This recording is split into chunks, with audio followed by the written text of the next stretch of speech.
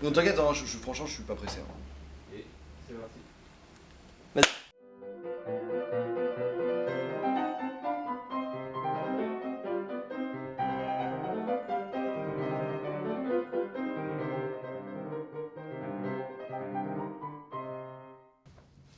Bonjour Louis Chenevière. Bonjour. C'est vous qui avez choisi de faire cet entretien ici, à la librairie Eva Pritsky, donc à Paris, pas très loin de Ménilmontant. Pourquoi est-ce que vous avez choisi ce lieu ? Oui, du coup, donc, on est dans cette librairie qui est tenue par un très cher ami à moi. Et quand on m'a demandé de choisir un lieu, ça m'a semblé assez évident parce que moi, j'ai vécu dans le 20e pendant longtemps. J'ai quitté Paris il y a quelques mois. Mais quand je reviens, c'est ici que je passe beaucoup de temps, notamment pendant le confinement, parce que c'est un lieu, du coup, qui était avant un bar, où on a passé beaucoup de temps avec tous les gens du quartier, qui était un lieu assez merveilleux, justement, où tout le monde se retrouvait jusque tard dans la nuit. Et depuis le confinement, c'est devenu une librairie, notamment pour pouvoir rester ouvert aussi. Et donc, c'est une librairie d'occasion et on passe beaucoup de temps ici. Voilà. Et alors, quel endroit c'est la librairie pour vous, justement ? Les librairies dont on a beaucoup entendu parler ces derniers temps. Librairie en général ? Oui. Je sais pas, je vais dire un truc. Je me sens pas forcément très bien dans les librairies, mais je sais pas, il y a ce truc un peu de trop de livres et souvent je sais pas très bien quoi y faire. Mais ça dépend en fait, justement. Il y a des librairies aussi assez merveilleuses comme ici, où c'est aussi des lieux où justement on vient et on traîne et on découvre plein de choses. Et les libraires ont aussi cette fonction et ce rôle souvent de pouvoir aiguiller ou faire découvrir des livres. Mais c'est vrai que sinon, je sais pas, je trouve ça toujours un peu imposant, écrasant. Oui, c'est vrai qu'ici, c'est une librairie qui est assez originale et ça me fait penser aussi à votre texte publié dans la revue Lundi Matin où vous proposiez de détruire le monde du livre, Ouais. ce monde qui était un petit peu passé de mode pour vous, enfin trop vieux, et vous y voyez une occasion de réinventer nos pratiques de la littérature. Est-ce que justement vous avez pu réinventer des pratiques de la littérature ici, dans ce genre de lieu ? Vers quelle pratique de la littérature vous voudriez aller ? Alors, ce texte que j'avais écrit dans Lundi Matin, je l'avais écrit au moment du déconfinement. Et c'est vrai que pour moi, quand toute cette histoire est arrivée, pendant le confinement, ça a été vraiment un grand moment de doute, en fait, sur simplement ce qui allait se passer, évidemment dans le monde en général, mais aussi dans le monde de la littérature. Et on ne savait pas du tout, en fait, déjà, est-ce que la librairie allait être ouverte ou pas ? Est-ce que les gens... Enfin, quel rapport à la littérature ça allait impliquer, en fait, cette situation ? Et effectivement, moi, j'ai eu le sentiment que très concrètement, le fait que le confinement allait faire perdre de l'argent simplement au monde du livre, au marché du livre, il y allait avoir une sorte d'effondrement et qu'il y allait avoir encore moins de place dans ce monde-là pour une littérature justement exigeante et libre. Et je me suis vraiment posé concrètement la question, par exemple, oui, qu'est-ce qui va se passer, mettons, si le monde du livre tel qu'il est aujourd'hui, c'est-à-dire le marché du livre s'effondre simplement pour des raisons économiques et tout ça, et comment vont circuler les livres, comment on va continuer à en écrire, est-ce qu'on va en continuer à en écrire ? Et c'est évident qu'on allait continuer à en écrire de toute manière et que le livre peut circuler justement. Et ça a été un moment de prise de conscience pour moi de justement le livre peut circuler, enfin la littérature, complètement autrement que dans ce marché du livre tel qu'il est institué aujourd'hui et tel qu'il est justement un marché dans lequel il y a peu de place, je pense, pour une littérature exigeante et libre et qui obéit de plus en plus justement à des lois de marché, d'offre et de la demande. Et au moment du confinement, je me suis dit, ok, ça va aller encore plus vers ça, puisque ce marché-là va avoir perdu de l'argent pendant le confinement, donc on va demander encore plus de rentabilité aux livres, et voilà. Donc effectivement, ma question, c'est comment on fait si on n'a plus cette structure, entre guillemets, là. Et moi, en fait, j'ai la chance d'être éditée chez un éditeur génial et qui fait partie de ce monde-là aussi du marché du livre. Mais il y a énormément de gens qui écrivent sans jamais être publiés, tout ça. Donc là, cette question, c'est effectivement, est-ce que cette parole littéraire peut circuler en dehors du livre en tant qu'objet et du marché ? Et c'est évident. Et historiquement, elle a circulé à plein de moments en dehors de tout marché institué.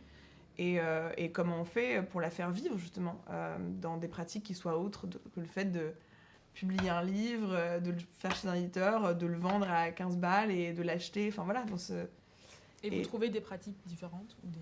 Des pratiques différentes, c'est pas moi qui les trouve, il y a plein de gens qui en font, qui la pratiquent autrement depuis toujours. Après, c'est vrai que j'ai l'impression que c'est aussi le cas aujourd'hui dans d'autres pays où il y a un rapport peut-être beaucoup plus vivant à la littérature, qui circule beaucoup plus comme une parole orale, en dehors justement d'un marché un petit peu comme ça, qui est très tenu autour des journalistes, des maisons d'édition et tout ça. Mais il y a plein de gens qui la font vivre autrement, effectivement, bien sûr. Pas moi, nécessairement, mais... Donc ce premier livre dont vous parliez, ça s'appelle Comme la chienne, et il a paru en 2019 aux éditions POL. Il parlait de quoi, ce livre ? J'ai toujours du mal à dire de quoi ça parle, parce que je pense que c'est pas vraiment un livre à sujet. Enfin, j'ai pas vraiment... Enfin, je sais pas comment dire, j'écris pas des livres sur des sujets comme ça. J'ai vraiment du mal à résumer ce texte. C'était une sorte d'exploration un peu délirante je pense, de figure du féminin, en fait, mais vraiment de figure de l'inconscient collectif, artistique, etc., qui nous détermine en tant que femme. Et ça provenait vraiment de quelque chose de très, très viscéral et justement, de ce sentiment d'un moment, il y a des expériences qui vous réassignent à cette place de femme, et c'est des expériences de la violence, en fait, qui peuvent être soit des expériences d'une violence très infime, très ténue, ou bien d'une violence plus éclatante et plus terrible et hardcore qu'on connaît aussi. Mais donc c'était vraiment une tentative d'explorer comment la société nous fait femmes, en fait, tout simplement. Voilà, je crois. Et donc c'est un roman fragmentaire qui a été composé de plusieurs de vos textes. Et vous dites que vous avez longtemps eu honte de ces textes-là avant de les regrouper dans un livre. Pourquoi ? De quoi aviez-vous honte ? Là, pour le coup, c'est aussi une question justement de sujet et de langue. C'est-à-dire que jamais j'aurais pensé qu'effectivement que ça pouvait faire un livre, en fait, parce que c'est des textes que j'ai commencé à écrire justement de façon très viscérale, sans trop comprendre pourquoi je les écrivais. J'ai commencé à écrire un jour des textes sur des viols, vraiment de façon un peu frénétique pendant un an. Et à ce moment-là, je me disais... ah ouais, en ce moment tu travailles pas sur un livre, c'est pas bien, tu fais pas de roman. Enfin, j'avais ce truc un peu de... Parce qu'il y avait vraiment une dissociation dans ma tête en me disant que voilà, je comprenais pas trop ce que je faisais avec ces textes, et je savais pas si c'était, je sais pas, des trucs de romans noirs, des trucs... Enfin, pour moi, c'était vraiment pas de la littérature, en fait, avec ce qu'on peut imaginer, la littérature bêtement avec un grand L, quoi. Je pensais pas du tout que ça pouvait faire livre. Et c'est vraiment au bout d'un an où je me suis dit, bah si, en fait, ce que t'écris là, c'est quelque chose que t'as besoin de dire. Et voilà. Et cette gêne ou cette honte, vous avez réussi dans un premier temps à la dépasser en publiant ces textes sur un blog, je crois, de manière anonyme. Quelle étape ça a été pour vous de... Alors le blog, c'était vraiment une non-étape. Hein. Personne l'a jamais lu. C'était pas du tout quelque chose d'important. C'était moi, en fait, je sais pas, à un moment, justement parce que j'avais pas d'éditeur et que je réfléchissais à comment peut-être la parole peut circuler aujourd'hui anonymement, et que je tâtonnais de ce côté-là, parce que en me disant peut-être c'est un lieu, mais en même temps c'est pas du tout un blog que j'ai fait lire jamais à personne, jamais donné l'adresse. Je pense qu'il doit encore exister, mais même pas, je sais même pas, voilà, c'était vraiment plus oui, je pense, pour moi, pour les poser quelque part, quoi. Mais ça n'a pas vraiment eu d'existence ou je pense, d'importance. Et est-ce que cet usage de l'internet et du numérique, ça a pu être un outil particulier pour l'écrivain que vous êtes devenu ensuite ? Pas du tout pour moi. Ah non, vraiment, j'avoue que j'ai souvent pensé, hein, justement, avant de trouver un éditeur, à qu'est-ce qui se passerait si je ne trouvais pas d'éditeur, effectivement, et comment peut-être les faire circuler sur Internet. Mais moi-même, je dois avouer que je suis nulle et je ne sais pas du tout quoi chercher sur Internet. Enfin, je ne sais jamais quoi y faire, et vraiment, c'est assez terrible. Et je sais qu'il y a plein de blogs, plein de gens qui font des choses merveilleuses et qui écrivent des textes sûrement très bien. Mais je sais pas trop comment m'y insérer, moi, et voilà, j'ai pas trop de... Donc vous n'êtes pas une fan des réseaux sociaux pour écrire Ah, pas du tout, non. Enfin, j'ai pas de réseau social ou de rapport à ça. Non, mais c'est pas... Je pense que ça peut vraiment être un outil, effectivement. Pourquoi pas, puisque justement, oui, le texte peut complètement circuler en dehors de cet objet livre et tout ça, et que ça peut être un lieu. Et donc, c'est pas pour rien alors que dans votre deuxième livre, Mausolée, vous parlez du bruit du stylo sur la feuille. C'est une sorte de résistance un peu par rapport peut-être à l'écriture numérique. Enfin, qu'est-ce qu'il incarne pour vous, ce bruit ? Bah pour moi, le bruit du stylo sur la feuille, je sais pas, c'est le fait d'écrire. Enfin, je vois même pas comment. Enfin, c'était le rapport charnel à l'écriture, quoi. C'est très corporel, c'est très physique. Enfin, c'est comme je sais pas, un sculpteur. Enfin, pour moi, c'est vraiment. Enfin, c'est là que le texte s'inscrit, en fait, dans son premier jet. Après, bien sûr, j'utilise. Enfin, je retape mes textes à l'ordinateur. Mais déjà, je pense on n'écrit pas du tout la même chose, enfin, au niveau du rythme, etc. Et un jour, je me suis amusée aussi à écrire avec une machine à écrire. Je pense qu'on n'écrit pas du tout la même chose. Enfin, il y a vraiment ce truc quand même de l'outil et de la façon dont on s'y projette. Et surtout, moi, je trouve que... en fait, je suis beaucoup plus impressionnée par le fait d'écrire à l'ordinateur directement, parce que, alors, tout le monde dit qu'on peut effacer, mais en fait, le texte est déjà presque formaté comme une page de livre. Enfin, il y a quelque chose de déjà... où il apparaît déjà comme quelque chose qu'on peut... comme quelque chose qui existe en tant que livre, quoi. Oui, c'est objectivé. C'est objectivé complètement, c'est plus tout ce rapport intime et charnel et direct à l'écriture, en fait, plus du tout. Donc, voilà. Et d'ailleurs, quelles sont vos habitudes d'écriture ? Est-ce que vous avez un emploi du temps très fixe, des horaires à tenir tous les jours ? Oula, non, pas du tout. J'ai pas du tout de planning. À ce qui paraît, c'est quelque chose qu'on peut faire comme ça, se dire j'écris tant d'heures par jour et moi, pas du tout, en fait. Ce texte-là, le mausolée, du coup, j'ai travaillé dessus pendant 3 ans, mais enfin, il y a vraiment un truc où il y a des moments où je ne suis pas capable, quoi. Enfin, c'est pas possible pour moi d'écrire, c'est un rapport très... Enfin, cette idée d'avoir des horaires de bureau comme ça, ou qui ferait qu'on devrait écrire chaque jour tant de pages, etc. Moi, je fonctionne pas du tout comme ça. Et du coup, ce texte, j'ai travaillé dessus pendant 3 ans, avec vraiment des périodes d'immersion totale, des périodes où je pouvais plus du tout, où je pouvais plus le toucher, quoi, vraiment. Et puis finalement, j'ai recommencé début décembre, et j'ai effacé tout le travail que j'ai fait pendant 3 ans, et j'ai recommencé à écrire ce livre. Et là, par contre, je l'ai écrit pendant 1 mois non-stop, quoi. Enfin, j'ai fait plus que ça. Et c'était vraiment, par contre, quelque chose d'immersion. Et moi, je pense que j'ai besoin, en tout cas, pour écrire, d'être dans un vrai moment de solitude et d'immersion. J'arrive pas du tout à faire ce truc de séparer comme ça et de travailler 5 heures le matin et puis, je sais pas, faire autre chose après. Mais, voilà. Et pourquoi ce titre, Mausolée ? De quel mausolée il s'agit ? Alors, Mausolée, du coup, c'est très étrange le rapport à ce titre parce qu'il est venu tout de suite, vraiment. C'est la première chose qui m'est venue pour ce texte, et j'ai pas très bien compris d'abord d'où est-ce qu'il venait. Et les anciennes versions du livre commençaient comme ça, ce texte sera ton mausolée, je viendrai y déposer les fragments de toi. Et en fait, ce texte, l'idée de ce texte m'est venue à la lecture d'une scène de Lumière d'août de Faulkner, très précisément. À un moment où le personnage de Christmas repasse à l'endroit où il attendait tous les jours sa copine, serveuse au bar du coin, et la veille encore, il attendait à cet angle de rue, et entre-temps, un événement fait qu'il y a séparation, il y a rupture. Et donc, en passant au bas de cet endroit où il l'attendait tous les jours, il se dit « Mon Dieu, si longtemps, il y a si longtemps de cela ». Et en fait, ce qui m'intéressait, c'est justement de comment une rupture, un événement ou bien des mots peuvent produire une faille dans le temps, une brèche comme ça. Le texte vient de là, et en fait, c'était un moment où je lisais énormément Faulkner, il vient de là, et il vient aussi, le titre, du bruit et de la fureur. Et c'est le père de Quentin qui lui offre un moment une montre en lui disant Quentin, je t'offre le mausolée de tout espoir et de tout désir. Et donc, c'est le temps. Et donc, ce tombeau-là, c'est le temps, en fait. Et donc, moi, je dis que c'est un roman d'amour, mais en fait, c'est vraiment un roman sur le temps. Et sur comment, justement, le temps enterre, justement, un amour, etc.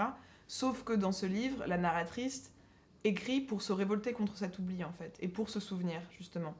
Et elle cherche à se souvenir par ce geste de remémoration de l'écriture, et tout ça. Donc il y a cette dimension, justement, du rapport au temps comme ce qui ensevelit toute chose. Et il y a aussi ce fait que...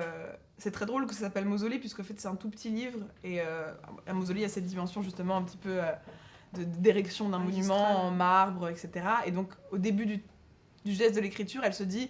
Voilà, je vais écrire et je vais ériger un mausolée à la gloire de toi, et en fait, derrière lequel tu vas complètement disparaître. Donc c'est une volonté de revanche, en se disant, voilà, je vais écrire un grand roman, ce sera un mausolée, l'art va surpasser la vie, enfin, ces trucs un peu débiles. Et sauf qu'en fait, elle n'y arrive pas du tout. Et pendant 2 ans, elle n'arrive pas à écrire ce roman. Et finalement, au bout du compte, il y a un tout petit livre. Et donc, c'est un mausolée un petit peu ridicule, quoi. Quand elle dit qu'elle veut tout déconstruire, la narratrice de Mausolée, à quelle déconstruction elle pense? Est-ce que c'est à la déconstruction d'un amour, à la déconstruction de toute une tradition littéraire aussi, peut-être du roman d'amour? Oui, cette chose-là de la déconstruction est très forte. En fait, il y a un double mouvement dans le livre, parce que justement, le livre part d'une révolte contre cet amour qu'elle a ressenti, et que la narratrice, en fait, pour le surpasser, assimile à effectivement une forme d'amour romantique très instituée, très genrée, constituée par toute une tradition littéraire, etc. Et donc elle se dit, en fait, il faut que je déconstruise ce qui m'est arrivé, il faut que je déconstruise cet amour qui a fait de moi, en fait, là encore, une femme, puisque cet amour l'a remise dans la position de l'amoureuse, qui est vraiment la position un peu classique dans tous les romans d'amour, et d'ailleurs, elle finit toute par en mourir, en fait. Donc elle s'est retrouvée dans cette position-là, et elle se dit, c'est pas moi, et je vais déconstruire cet amour, les logiques dans lesquelles il m'a mise, cette soumission que j'éprouve, je vais la détruire. Donc c'est le premier geste du roman. Et sauf qu'en fait, au fur et à mesure de l'écrire et de l'histoire aussi, elle réalise que elle veut dépasser même cette déconstruction. Et donc, elle a d'abord besoin d'en passer par là, en disant, voilà, j'ai détruit tout ça, mais même en détruisant cet amour, finalement, bah, simplement, elle réalise que bêtement qu'elle l'aime encore et qu'elle a envie en fait d'y tenir. Donc c'est un double mouvement justement entre la déconstruction et finalement une volonté après de réaffirmer cet amour et de se le réapproprier. Et dans votre travail d'écriture en elle-même de ce mausolée, enfin en écrivant ce livre, à quel obstacle ou à quelle difficulté vous avez dû vous confronter justement? Elles ont été vraiment très très nombreuses, les difficultés pour ce livre. Déjà, la première, c'est encore une fois bêtement, hein, mais je vais parler de honte, mais c'est vrai. Honte d'être, encore une fois, réduite à ça, c'est-à-dire à écrire un roman d'amour. Mais la narratrice le dit que pour elle, c'est vraiment viscéral d'écrire ce texte, de comprendre ce qui lui est arrivé, de comprendre comment elle a pu tomber amoureuse, mais comment surtout elle a pu se retrouver dans cette situation aussi d'une extrême dépendance, de ce sentiment d'abandon très fort, etc. Et donc, ça a été très difficile pour moi de trouver la voie juste pour exprimer ça. C'est-à-dire une voix qui soit à mi-chemin entre justement cette voix qui rejoue tous ces clichés de l'histoire d'amour, de l'amoureuse, vraiment une voix qui se sait héritée de beaucoup de postures, qui vient de très très loin. Et en même temps une justesse, et puis surtout pendant longtemps j'ai pas su aussi ce que je voulais dire, parce que justement je voulais écrire un roman qui déconstruise absolument l'amour, quoi. J'avais un peu cette volonté de me dire, voilà, il n'en restera rien. Et ça a complètement changé au fur et à mesure du texte. J'étais absolument pas satisfaite de ça, et c'est pour ça qu'il y a ce double mouvement. Et donc le texte, pendant 3 ans, j'ai écrit, réécrit, changé, sans savoir comment commencer, comment finir. Ça a été vraiment un travail très long et très difficile, jusqu'à ce moment où j'ai tout repris pendant 1 mois. Ça va les cloches? Ou faut qu'on attende? Je sais pas. Donc on parlait des obstacles que vous avez rencontrés en écrivant ce livre, et moi je me demandais quelles contradictions aussi vous avez pu rencontrer justement en écrivant cette histoire d'amour sans tomber dans une écriture de l'histoire d'amour qui porterait à une forme de soumission, une aliénation par rapport à la figure de l'homme, enfin entre la narratrice et cet homme qui Mais je pense qu'un des grands conflits qui soutient toute l'écriture de ce livre et la douleur justement de l'histoire d'amour vécue là, c'est que justement il y a une contradiction vraiment très forte que la narratrice vit entre cette soumission qu'elle éprouve justement en étant amoureuse, la position dans laquelle ça la met, d'ultra-dépendance, le fait qu'elle se perd complètement dans cette histoire, et justement tout ce qu'elle peut avoir de conviction féministe ou bien tout ce qu'elle sait. Et ça, je pense que c'est quelque chose que beaucoup de femmes aujourd'hui éprouvent, en tout cas beaucoup d'amis à moi, de ma génération, et qui, je pense, participent au fait qu'on a beaucoup de mal à vivre les histoires d'amour aujourd'hui. C'est qu'on est vraiment tenu entre des injonctions très très contradictoires, en fait, entre cette liberté qu'on essaie de construire chaque jour, cette indépendance dans laquelle on essaie d'être, et puis d'un coup, des logiques vraiment de genre qui nous dépassent, qui nous reprennent, et ce sentiment d'une dépendance affective terrible dans laquelle ça nous place souvent, et dont moi, en fait, je parle beaucoup plus avec mes amies femmes, filles, qui est quelque chose vraiment de très fort, c'est-à-dire ce sentiment d'être complètement anéanti, néantisée par la séparation, par la perte du regard de l'autre, de plus savoir qui on est, de plus savoir ce qu'on désire, etc. Le livre fouille beaucoup là-dessus, et en fait, le livre commence par une rupture, enfin cette rupture, mais en fait, au fur et à mesure du livre, on comprend qu'il y a eu rupture aussi parce que c'était si difficile pour la narratrice de vivre cette histoire, et qu'elle avait des comportements quasiment schizophrènes, en fait, dans cette histoire, parce que... Et il y a aussi cette chose très difficile je pense, de parler de ça, de dire. Et aussi, la narratrice se déteste elle-même, en fait, de cette dépendance qu'elle éprouve tout au long du livre. Il y a vraiment une haine de soi, une honte à éprouver ce type de sentiment et à s'y reconnaître. Et voilà, je pense que c'est vraiment un conflit aujourd'hui intime. Et ce qui est passionnant d'ailleurs, c'est que ces questions-là, en fait, vous les écrivez à travers aussi une écriture du corps. Et comment est-ce qu'on fait concrètement d'ailleurs pour écrire ce corps, pour l'incarner vraiment dans son écriture? Le rapport au corps, je sais pas, il est très étrange parce qu'à la fois, par exemple, il n'y a pas de scène de sexe dans le livre. Il n'y a pas de... Oui, il n'y a pas de scène de sexe. Enfin, finalement, c'est un livre qui est assez presque pudique, je dirais. Enfin, mais ce rapport au corps, je sais pas, je le conscientise pas très bien parce que même dans Comme la chienne, effectivement, c'est un ami qui m'a dit un jour, tu sais, il y a tant de fois le mot corps, c'est délirant, enfin, voilà. Et effectivement, c'est une écriture qui est, on va dire, très viscérale, très charnelle, mais c'est pas quelque chose du tout que je conscientise. Après, je pense que comme j'écris ce livre aussi dans une tension, dans un temps très court, dans une sorte d'exaltation aussi de l'écriture, plus qu'un rapport aux voix, au corps, il y a aussi un rapport à la voix, à la diction et à comment le texte sort très rapidement. Donc effectivement, c'est... Et puis je pense que ce texte, enfin en tout cas que l'amour et le texte effectivement vraiment sont vécus comme quelque chose de très charnel. Et c'est un texte qui tente de dire aussi le manque. Et ça, le manque, c'est quelque chose qui s'éprouve effectivement charnellement. C'est la violence, c'est-à-dire que c'est pas quelque chose qu'on peut... Enfin, justement, le texte, c'est cette façon de comment on peut déconstruire tout ce qu'on veut, et il y a quand même quelque chose d'incorporé qui est là et qui demeure, et c'est là où se loge en fait la douleur aussi. Et en parlant de cette écriture du corps, justement, est-ce que dans ce titre Mausolée, il faudrait y voir une référence au Mausolée des amants d'Hervé Guibert? Alors en fait, c'est drôle parce que j'ai un peu honte, mais j'avais pas du tout entendu parler même d'Hervé Guibert. Enfin, je savais pas qui était Hervé Guibert avant il y a un mois. Et c'est un ami qui m'a... Enfin, je connaissais son nom, mais j'avais absolument jamais lu aucun de ses livres. Et pas du tout le Mausolée des amants. Et c'est un ami qui m'a mis, il y a un mois, quand je lui parlais de mon livre, le texte entre les mains. J'étais là, putain, merde, ok. Et c'est assez dingue parce que je sais aussi qu'il a écrit un livre qui s'appelle Chien. Mais c'est vraiment une coïncidence totale. Et j'ai pas lu Chien encore. Et donc j'ai effectivement lu là, la semaine dernière, le Mausolée des amants. Et je l'ai lu de façon frénétique. Enfin, et il y a, en tout cas, dans la façon dont il énonce Guibert, bâtir un texte pour que ce soit le Mausolée des amants, etc. Il y a quelque chose de très fort. Après, ça n'a rien à voir, c'est un journal.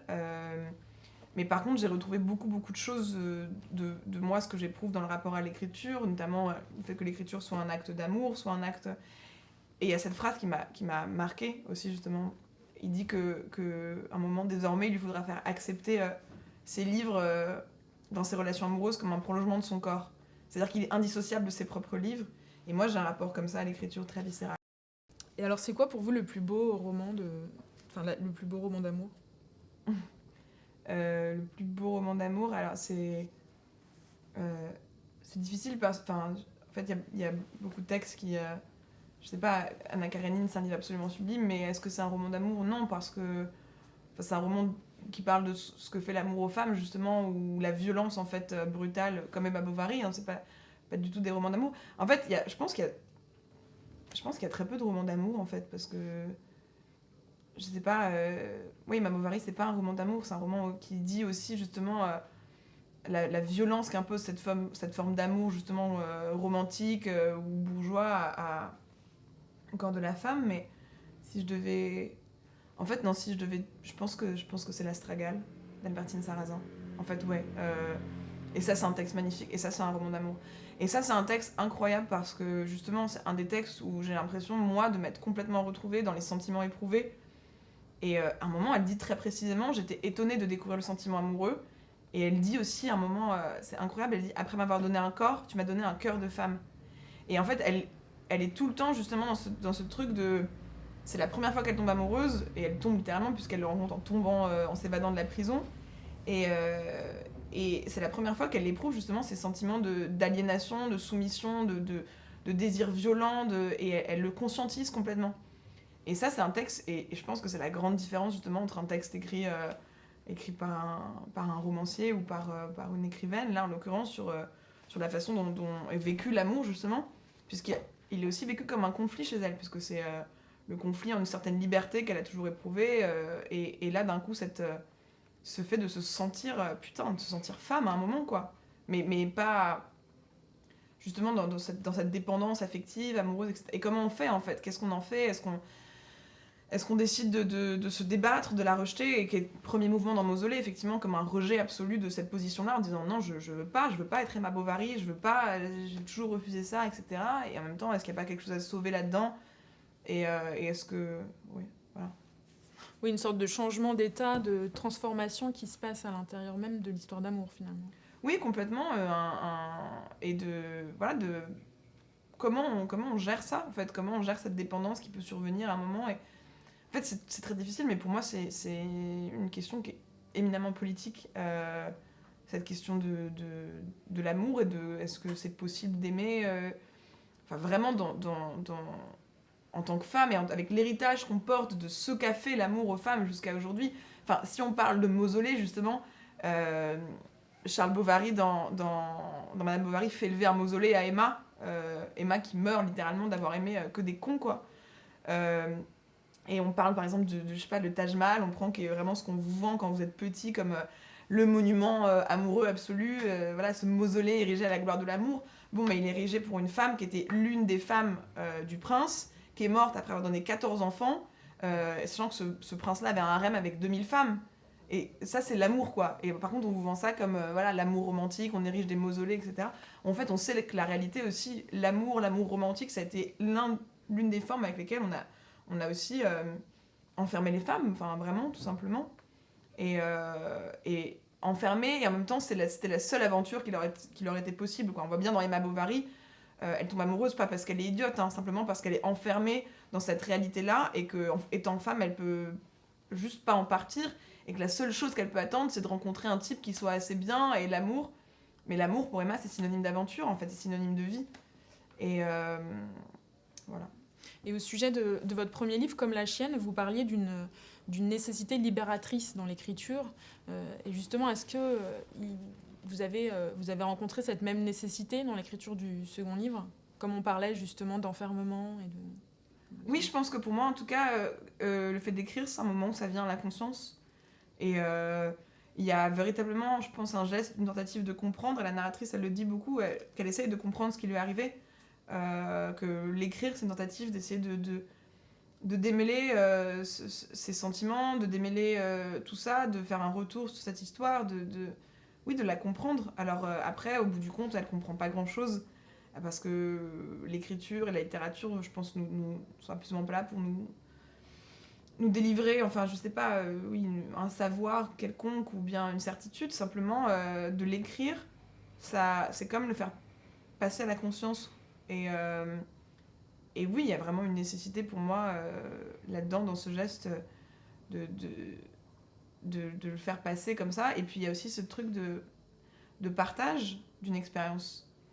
Et cette expérience-là de Mausolée, bon, on peut se dire c'est rien, hein, c'est une meuf qui a une histoire d'amour, qui a une rupture et qui souffre. Bon, mais en fait, je pense que ça dépasse l'expérience individuelle ou la question de la biographie ou de l'intime, puisque c'est une expérience que cette douleur-là et cette dépendance et tout ça, c'est des choses dont je parle énormément avec les femmes autour de moi. Et ce livre-là, quand j'ai pu le faire lire à des copines, etc., enfin, les retours, c'est oui, c'est ça que je ressens. Ah oui, enfin, et donc en fait, la libération, elle passe aussi, je pense, par le partage et par le fait effectivement, de se rendre compte que c'est des expériences communes, partagées, et que c'est un premier pas vers effectivement un possible dépassement de ces expériences. Et donc dans Mausolée, la narratrice essaye d'écrire un livre qu'elle reprend sans cesse sur cette histoire d'amour. Et vous décrivez aussi plusieurs expériences d'écriture sous substance qu'elle connaît, que ce soit de la drogue ou de l'alcool. Et qu'est-ce que ça change justement, ces expériences-là, dans l'écriture ? qu'est-ce qu'ils permettent d'écrire enfin, qu'on ne pourrait pas écrire en étant complètement sobre ou à jeun? Bah, je sais pas, après l'expérience d'une écriture sous substance, elle est simplement que moi l'écriture ça fait tellement partie de ma vie et bon les substances un peu aussi parfois et donc je sais pas, c'est comme écrire, c'est une autre manière d'écrire mais c'est comme écrire 15 heures ou bien écrire 10 minutes ou bien écrire dans le métro, enfin c'est simplement, oui ça provoque quelque chose dans l'écriture et, et dans Mausolée en l'occurrence effectivement la narratrice écrit toute une nuit et dans laquelle effectivement il y a cette ivresse qui est présente mais qui est une double ivresse, qui est effectivement l'ivresse à la fois de l'écriture, les deux se soutiennent, et il y a peut-être effectivement une libération, mais d'ailleurs, ce qui permet aussi de peut-être jeter une sorte de soupçon sur ce qu'elle dit aussi, enfin sur parfois le lyrisme qui l'emporte, parce qu'il y a la présence de cette substance, c'est-à-dire ça introduit aussi une sorte de décalage, c'est-à-dire on se demande un peu par moment, est-ce qu'elle n'est pas emportée par la fiction, est-ce qu'elle n'est pas emportée par l'ivresse, mais c'est... ouais. Et cette libération, elle se retrouve aussi dans le rythme de la phrase, dans les règles de syntaxe que vous bouleversez. Je pense notamment à votre usage de la ponctuation qui est assez révolutionnaire. Comment ça s'est fait, cette écriture-là ? Ça, c'est quelque chose auquel je réfléchis pas du tout. Hein. Enfin, l'écriture, je sais absolument pas dire comment, pourquoi je déplace les virgules, pourquoi je les enlève. Je sais que ça agace beaucoup de monde et qu'il y en a qui trouvent ça insupportable. Bon, bah voilà, mais en fait, c'est un texte. Quand je l'écris, il est dans ma tête de façon orale, en fait, vraiment. Il y a cette question de l'oralité, elle est hyper présente, de la diction. C'est pour ça que d'ailleurs, moi, ça me fait bizarre quand parfois il y a des gens qui lisent à l'oral mes livres, j'ai l'impression que c'est pas du tout ça. Que le sens est complètement changé. Je sais pas comment expliquer. C'est hyper bizarre d'ailleurs, j'aime pas du tout ça. Parce que c'est vraiment... je sais pas... Après, je sais pas si je le lis... Peut-être que je le lis moi beaucoup moins bien, mais ça détonne complètement avec la façon dont ça résonne dans ma tête. Et donc vraiment, la question de la ponctuation, c'est une question de résonance, quoi. Et c'est vrai que je pense que c'est aussi pour ça que j'écris des textes courts, et parce que je peux pas tenir ça... Enfin, c'est une question de rythme, mais qui est le rythme dans lequel moi je l'écris, dans lequel moi je me tiens, dans les moments d'écriture, dans les nuits d'écriture et tout ça. Et à un moment, c'est intenable, quoi, sur le... Mais oui, c'est un peu bizarre. Et en parlant d'oralité, il y a aussi tout votre travail sur l'énonciation qui est intéressant. Dans Comme la chienne, vous écriviez au début l'impossibilité de dire le je ou le nous, vous préfériez le tu. Et dans ce deuxième roman, vous utilisez les 3 pronoms de manière plus équilibrée, on va dire. Qu'est-ce qui a changé ? Enfin, est-ce qu'il y avait une adresse plus directement dans ce deuxième roman ? Bah en fait, ce texte-là, Mausolée, il y a le tu, parce que c'est le tu de l'autre auquel elle s'adresse. Et autant dans Comme la chienne, le tu était très indéterminé, c'est-à-dire c'était effectivement une interpellation de quelqu'un, de quelqu'une aussi, et de peut-être la narratrice elle-même, le toi. Oui, c'était aussi une adresse beaucoup à elle-même, on va dire. Ce tu, il témoignait d'une dissociation presque psychique, quoi. C'est le moment où je suis plus je, mais je suis je, tu.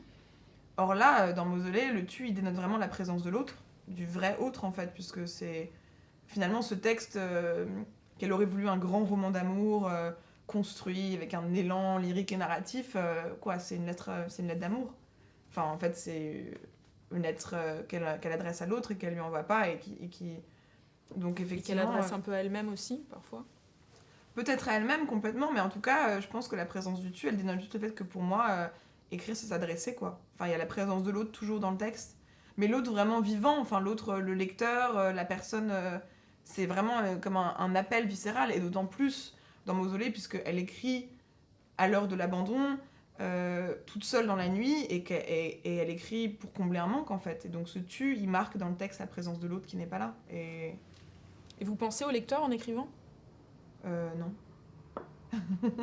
Pas du tout. Et le tu, il est peut-être aussi... il peut se retrouver aussi peut-être dans la ville, puisque finalement, il y a 3 personnages dans ce livre, enfin 4, on va dire, mais il y a la narratrice, il y a l'homme qu'elle aime, il y a l'autre femme dont on connaît assez peu de choses, et puis il y a la ville qui prend une part très importante. Pourquoi c'était important pour vous d'ancrer à ce point l'histoire dans cette ville et de la faire vivre, de l'incarner dans l'écriture ? Bah, simplement parce que pour moi, c'est lié à justement une expérience contemporaine des rapports amoureux, en fait, la ville. C'est-à-dire, effectivement, la question profonde de ce texte, c'est comment on fait pour aimer, enfin vraiment en fait bêtement, comment on fait pour aimer aujourd'hui. J'ai l'impression qu'il y a un grand désarroi générationnel, enfin en tout cas éprouvé autour de moi, qu'on est un peu perdu parce qu'on a remis en cause des formes anciennes, aliénantes de relations amoureuses, particulièrement pour nous en tant que femmes, enfin voilà, il y a des choses qu'on sait qu'on ne veut plus. Après, bon, il y a cette histoire de libération sexuelle et tout ça, mais en fait, où il y a d'autres formes d'aliénation qui sont présentes aussi et qui nous rendent pas forcément heureuses, et qui, voilà.